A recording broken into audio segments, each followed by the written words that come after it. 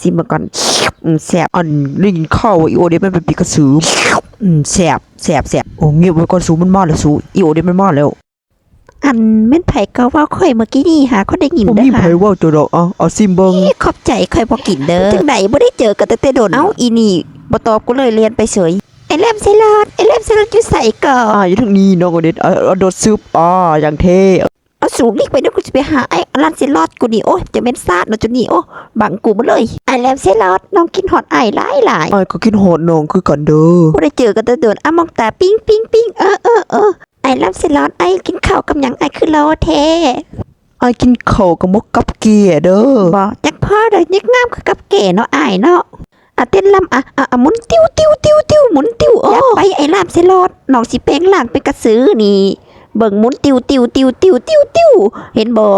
จังไดไอ้ลามเซลอดน้องแปลงร่างเป็นกระสืองามบ่ น้องแม่น้องงามหลาย คันสั่นมื้อแรงให้น้องเต็บอ้ายเด้อ